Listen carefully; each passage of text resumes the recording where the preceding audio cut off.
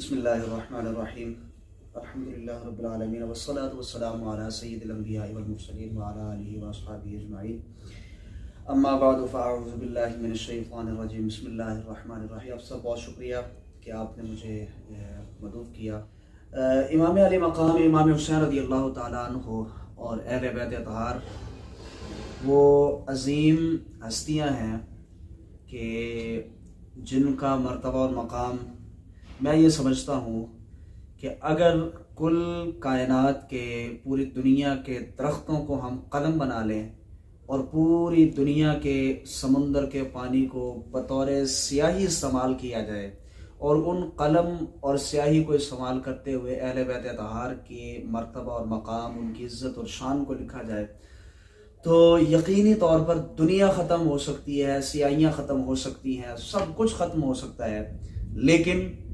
اہل بیت اطہار کا مرتبہ اور مقام بیان کرنے سے انسان پھر بھی قاصر اور عاجز رہے گا۔ ایک دو روایات امام علی مقام امام حسین رضی اللہ تعالیٰ عنہ کی عظمت اور شان کے حوالے سے آپ کے گوش گزار کر کے پھر اپنے اصل موضوع کی طرف آتے ہیں جو آپ نے اپنی گفتگو میں جس کا اشارہ کیا۔ آقا کریم علیہ الصلوۃ والسلام نے ارشاد فرمایا، من احبہما فقد احبنی ومن ابغضہما فقد ابغضنی۔ نبی پاک علیہ الصلوۃ والسلام ارشاد فرماتے ہیں کہ جس نے میرے ان دو شہزادوں سے محبت کی گویا کہ اس نے میں مصطفیٰ سے محبت کی، ومن ابغضہما فقد ابغضنی، جس نے ان دو شہزادوں سے بغض رکھا، عداوت رکھا، دشمنی رکھی، گویا کہ اس نے میں مصطفیٰ سے دشمنی اور عداوت رکھی۔ تو آپ سب ذرا غور کیجئے گا حدیث مبارکہ کے اوپر، الفاظ کے اوپر۔ نبی پاک علیہ الصلوۃ والسلام نے اپنی محبت کا انحصار جناب حسنین کریمین کی محبت پر رکھا، اپنی بغض اور عداوت کا انحصار آقا کریم علیہ الصلوۃ والسلام نے حسنین کریمین کی بغض اور عداوت پر رکھا۔ گویا کہ اگر ایک شخص جناب حسنین کریمین سے عداوت رکھتا ہے، دشمنی رکھتا ہے، دل میں بغض رکھتا ہے اور اس کا دعویٰ یہ ہے کہ مجھے حضور علیہ الصلوۃ والسلام کی ذات سے بڑی محبت ہے، پیار ہے، تو وہ اپنے دعوے میں کھوکھلا ہے، اس کا دعویٰ کسی بھی حوالے سے کسی بھی طرح سے قابل قبول نہیں ہو سکتا۔ اور اس کے علاوہ دیگر احادیث اور روایات کو اگر ہم اٹھا کر پڑھتے ہیں تو اس میں نبی پاک علیہ الصلوۃ والسلام نے جس طرح بڑی مشہور روایت حضور علیہ الصلوۃ والسلام ارشاد فرماتے ہیں، الحسن والحسین سیدا شباب اہل الجنہ، کہ جناب حسنین کریمین رضی اللہ تعالیٰ عنہما حضور فرماتے ہیں کہ یہ دونوں شہزادے جو ہیں میرے جنتی جوانوں کے سردار ہیں۔ تو یہ مرتبہ اور مقام نبی پاک علیہ الصلوۃ والسلام نے اور اللہ کے پیارے محبوب نے یہ جناب حسنین کریمین کو عطا فرمایا ہے۔ اب آپ سب جو آپ نے اپنی بات میں جو اشارہ فرمایا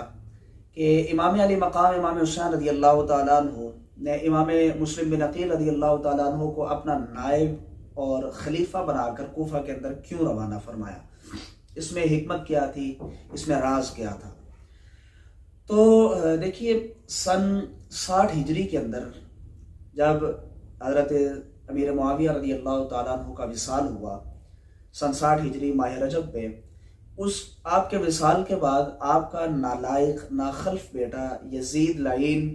برسر اقتدار آیا، اس نے تخت سنبھالتے ساتھ ہی اس نے جو ہے نا وہ گورنر مدینہ کے نام ایک خط لکھا جس میں اس نے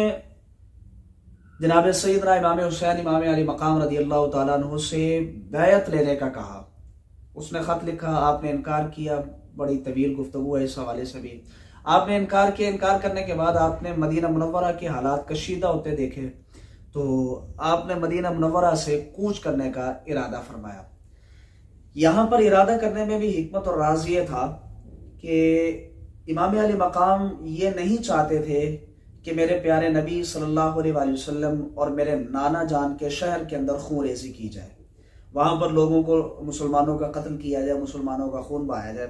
فقط یہ خون ریزی سے بچنے کے لیے امام علی مقام امام حسین رضی اللہ تعالیٰ عنہ نے مدینہ منورہ کو خیر بات کہا اور مکہ المکرمہ کی طرف روانہ ہو گئے۔ شعبان المعظم کا مہینہ آپ مکہ المکرمہ میں قیام پذیر ہوئے، لیکن جیسے امام علی مقام مکہ مکرمہ میں قیام پذیر ہوتے ہیں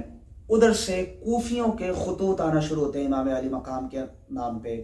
روایات میں آتا ہے کہ 150 کے قریب خط کوفیوں نے امام علی مقام امام حسین رضی اللہ تعالیٰ عنہ کو لکھے،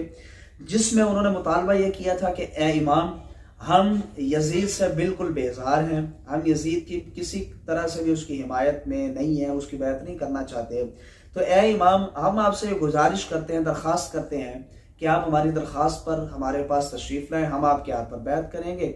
اور آپ کے ساتھ رہتے ہوئے، آپ کے زیر سایہ ہم دین اسلام کی تعلیمات پر عمل پیرا ہوتے ہوئے اپنے معاشرے کو ایک نیک اور اچھا معاشرہ بنانے کی کوشش کریں گے۔ اب ایک خط آیا، دوسرا، 150 کے لگ بھگ جو ہے نا وہ خطوط امام علی مقام کو موصول ہوئے۔ آپ نے جب جانے کا ارادہ فرمایا تو جلیل القدر صحابہ کرام، جن میں حضرت عبداللہ بن زبیر اور دیگر حضرت ابو سعید خدری رضی اللہ تعالیٰ عنہما اور دیگر جلیل القدر صحابہ کرام شامل ہیں، آپ نے امام علی مقام امام حسین رضی اللہ تعالیٰ عنہ کو مشورہ دیا، رائے یہ دی، عرض کیا حضور کہ آپ کوفہ جانے سے اعتراض فرمائیے، کیونکہ کوفہ کے لوگ وہ ہیں جنہوں نے آپ کے بابا جناب امیر المومنین شیر خدا مولا علی مشکل کشا شیر خدا رضی اللہ تعالیٰ عنہ کو شہید کیا تھا، آپ کے بابا کو بھی انہوں نے شہید کیا، لہٰذا حضور آپ وہاں نہ جائیں۔ ان لوگوں میں بالکل بھی کسی قسم کے وفا نہیں، لیکن جب خطوط آپ نے ان کے سامنے رکھے، پھر طے یہ پایا کہ آپ اپنا نائب اور خلیفہ بنا کر کسی کو کوفہ میں روانہ کریں، تاکہ وہ وہاں جا کر وہاں کے تمام تر حقائق، تمام تر معاملات کو، حالات کو دیکھتے ہوئے آپ کو آگاہ کرے، پھر اس کے مطابق جو ہے نا آگے فیصلہ کیا جائے گا۔ اب بڑی غور طلب بات ہے، بلکہ یوں کہہ لیجیے کہ امام علی مقام امام حسین رضی اللہ تعالیٰ عنہ کی دور اندیشی ہے، یہ دور اندیشی۔ آپ نے 14.5 صدیوں کے بعد آنے والے حالات اور واقعات کو دیکھتے ہوئے جو اپنا نائب اور خلیفہ مقرر کیا، اپنے چچا زاد بھائی کو مقرر کیا، کسی صحابی کو نہیں بھیجا، جلیل القدر صحابہ موجود تھے، تابعی موجود تھے، کسی کو نہیں بھیجا۔ اب اپنے ہی خاندان کے ایک افراد کو اپنا نائب خلیفہ بنا کر بھیجا۔ اس کی وجہ یہ تھی، اس میں حکمت اور راز یہ تھا کہ بھئی جس طرح آج کل کے لوگ جو ہیں وہ صحابہ کرام اور اہل بیت اطہار کے درمیان تقابل کرتے ہیں، اور ان میں آپس میں ایک لڑائی اور جھگڑے کا سا ایک مخالفت والا ایک پہلو سامنے رکھتے ہیں، اور اس طرح کی فضا بناتے ہیں کہ شاید آپس میں ان کی مخالفتیں تھیں، تو امام علی مقام نے کسی صحابی کو نہیں بھیجا۔ کیونکہ آگے کے جو حالات ہونے تھے، جس طرح آگے امام مسلم بن عقیل تشریف لے کر گئے، پھر آپ کو شہید کیا گیا، امام علی مقام تشریف لے کر گئے، آپ کے خانوادہ کو، آپ کے افراد کو، آپ کے دوستوں کو شہید کیا گیا، رفقا کو شہید کر دیا گیا۔ اگر یہی تمام تر حالات ہوتے اس وقت کہ بھیجا جاتا کسی صحابی کو، وہ خط لکھتے، اطمینان والا، مطمئن کرتے، امام علی مقام تشریف لے جاتے، سب کچھ، پھر بعد میں وہی حالات ہو جاتے، تو لوگ باتیں کرتے، لوگ زبانیں تان دراز کرتے صحابہ کرام کی بزرگ ہستیوں پر، ان کی ذات مقدسہ پر، اور یہ کہتے ہوئے نظر آتے، دکھائی دیتے کہ دیکھو صحابی تھا نا، اہل بیت اطہار میرے نبی کے نواسے کو شہید کروا دیا، چال کے ساتھ، ایک فریب کے ساتھ، دھوکہ دہی کے ساتھ۔ امام علی مقام نے اپنے چچا زاد بھائی جناب مسلم بن عقیل رضی اللہ تعالیٰ عنہ کو اپنا نائب اور خلیفہ بنا کر کوفہ کی طرف روانہ کیا۔ المختصر یہ کہ آپ نے اپنے 2 شہزادوں کو ساتھ لیا، ننھے شہزادوں کو لیا ساتھ، کوفہ کی طرف روانہ ہوئے۔ جیسے ہی آپ کوفہ پہنچتے ہیں، امام علی مقام پہلے خط لکھ کر انہیں آگاہ کر چکے تھے کہ بھئی تمہاری طرف میں مسلم بن عقیل کو اپنا نائب بنا کر بھیج رہا ہوں۔ جیسے ہی آپ امام مسلم بن عقیل کوفہ پہنچتے ہیں تو وہاں پر پہنچتے ساتھ ہی حالات اتنے سازگار ہوتے ہیں کہ ایک روایت کے مطابق 40,000 کوفی ایک ہی دن کے اندر امام مسلم بن عقیل کے ہاتھ پر بیعت کر کے امام حسین رضی اللہ تعالیٰ عنہ کا ساتھ دینے کا عہد کر چکے تھے، ایک ہی دن میں 40,000 کوفیوں نے۔ گورنر کوفہ حضرت نعمان بن بشیر، جو کہ سچا محب اہل بیت اطہار کے افراد کے ساتھ محبت کرنے والا شخص تھا، یزید نے اپنا حکم نامہ جاری کیا گورنر کوفہ کے نام کہ بھئی یہ تمام تر حالات ہو رہے ہیں، لہٰذا تم آگے بڑھ کر اس میں جو ہے نا وہ مسلم بن عقیل کو روکو، اور کوفے کے لوگوں کو روکو کہ وہ مسلم بن عقیل کی بیعت نہ کریں۔ حضرت نعمان بن بشیر نے اتمام حجت کے لیے لوگوں کو اکٹھا کیا، ایک مختصر سا پیغام دیا کہ بھئی یزید اس بیعت سے خوش نہیں ہے، لہذا تم باز آ جاؤ۔ اتنا کر کے حضرت نعمان بن بشیر سائڈ پر ہو جاتے ہیں، اس کے بعد کوئی آپ نے مداخلت نہیں کی۔ لوگوں نے پھر جو جاسوس تھے، جو اس کے کارندے تھے یزید کے، انہوں نے پھر یزید کو بتایا کہ جناب یہ ایسا ہو رہا ہے یہاں پر، تو لوگ مسلم بن عقیل کے ساتھ چلتے جا رہے ہیں۔ تو اس نے پھر نعمان بن بشیر کو معزول کیا، اور بدماش زمانہ،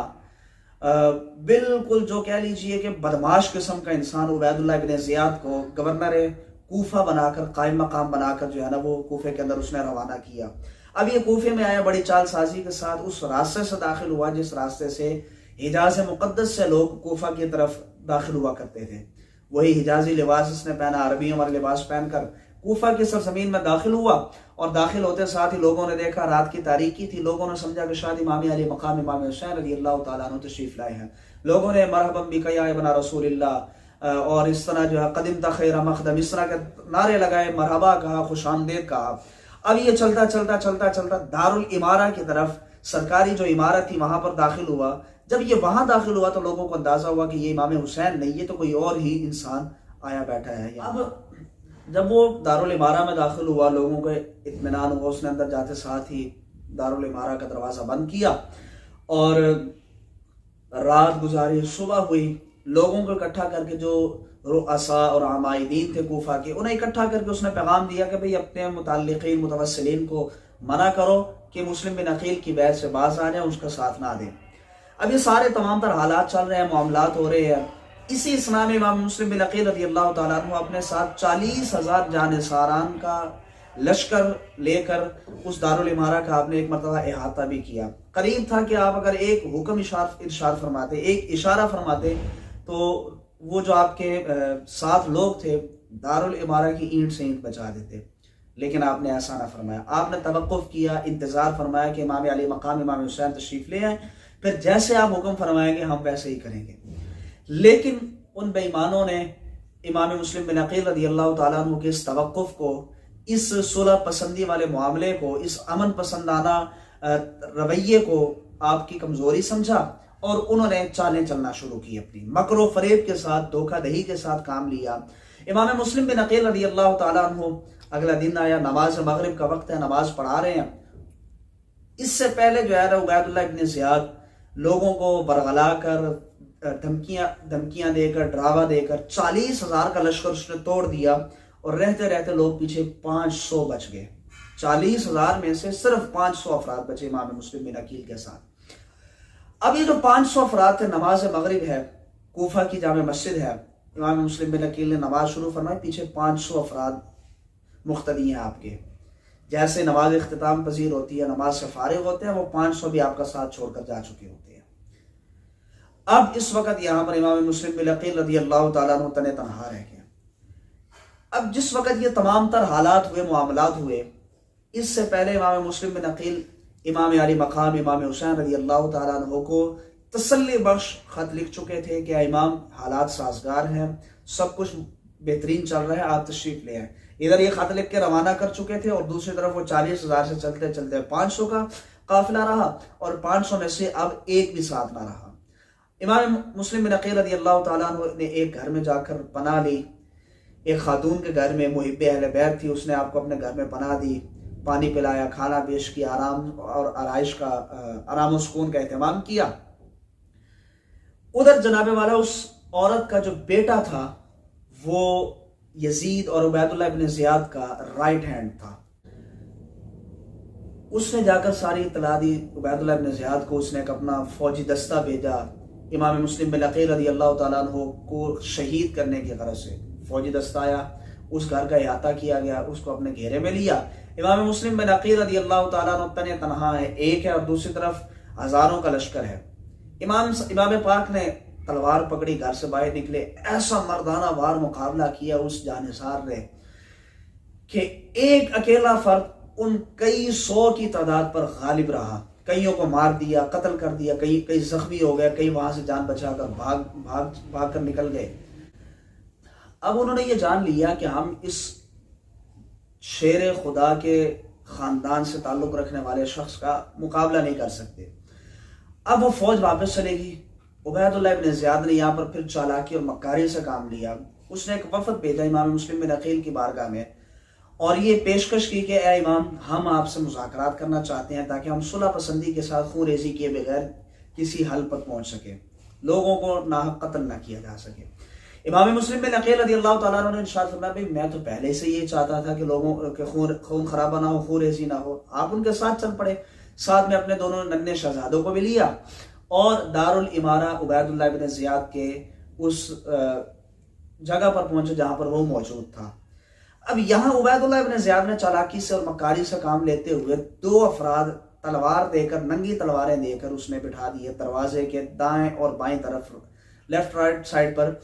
دونوں دائیں بائیں بیٹھ گئے، اور حکم یہ تھا کہ جیسے ہی امام داخل ہو دروازے سے اندر، یک بارگی حملہ کیا جائے اور ایسا زوردار حملہ کیا جائے کہ آپ کو وہیں پر ہی شہید کر دیا جائے۔ ایسا ہی ہوا، امام مسلم بن عقیل رضی اللہ تعالیٰ عنہ جیسے ہی دروازے سے داخل ہوئے، یک بارگی حملہ کیا گیا، ایسا زوردار حملہ کہ آپ وہیں پر شہید ہو گئے۔ اس کے بعد آپ کے 2 شہزادے یہ سارا منظر دیکھ رہے ہیں، بالکل ننھے شہزادے ہیں، کم عمر ہیں، سب کچھ حالات دیکھے،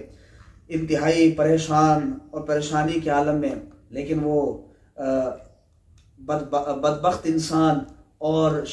جن کا مقدر ہو چکا تھا دوزخ کا ایندھن بننا، ان لوگوں نے ان 2 ننھے پھولوں کو بھی نہ بخشا اور ان 2 ننھے جانوں کو، ننھے شہزادوں کو بھی وہیں پر ہی حملہ کرتے ہوئے شہید کر دیا۔ تو اس طرح امام مسلم بن عقیل رضی اللہ تعالیٰ عنہ کو وہاں پر کوفہ کے بازار میں، کوفہ کے اندر شہید کر دیا گیا۔ یہ واقعہ حفصہ سن 60 ہجری ذوالحج کے مہینے میں پیش آیا، اور تاریخ نگار لکھتے ہیں کہ جس دن یہ واقعہ پیش آیا امام مسلم بن عقیل کو شہید کرنے کا، یہاں پر کوفہ کے بازار میں، کوفہ کی گلیوں میں امام مسلم بن عقیل رضی اللہ تعالیٰ عنہ کا خون بہایا گیا، اور وہاں پر مکہ المکرمہ میں جناب امام علی مقام امام حسین رضی اللہ تعالیٰ عنہ اپنے ساتھ، اپنے گھر کے افراد کو لے کر، بچوں کو لے کر، اپنے ازواج کو لے کر، اپنے رفقا اور دوستوں ساتھیوں کے ساتھ سفر کا آغاز کرتے ہوئے آپ نے کوفے کی طرف سفر کا آغاز کیا۔ جس دن یہاں پہ امام مسلم بن عقیل کو شہید کیا جا رہا ہے، اسی دن آپ نے وہاں سے کوفہ کی طرف سفر کا آغاز فرمایا۔